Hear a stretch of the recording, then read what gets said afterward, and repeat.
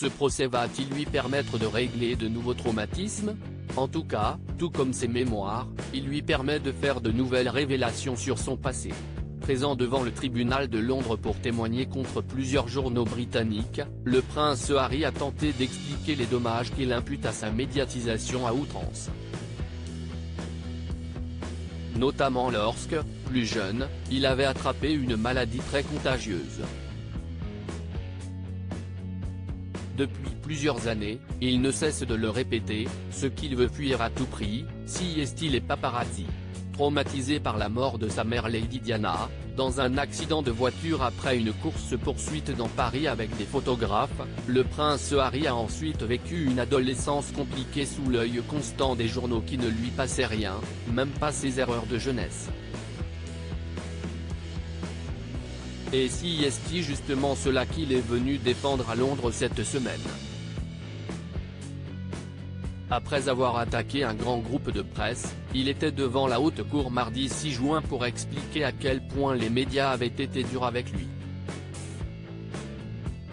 Si l'avocat de la défense a été très persuasif sur le fait qu'il n'y a aucune preuve que les patrons de l'époque aient piraté ses messages téléphoniques comme il le prétend, il a toutefois pu parler de cette maladie grave qui avait été révélée dans les médias et l'avait couvert de honte.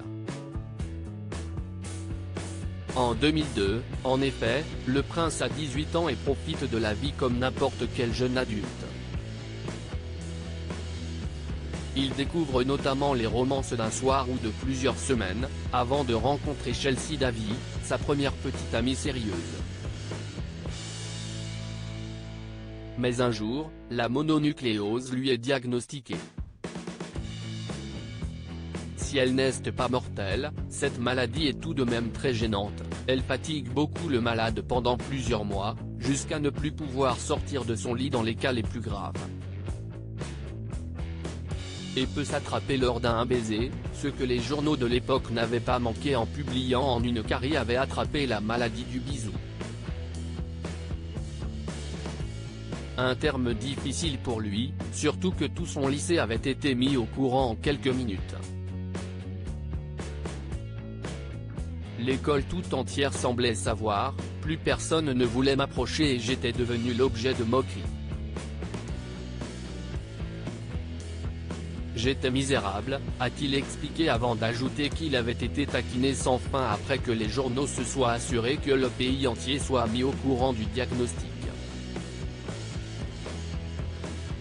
Sur écoute ou non? Un épisode qui le conforte dans le fait que les journaux l'aient mis sur écoute, puisque selon lui, outre son entourage proche, personne n'était au courant.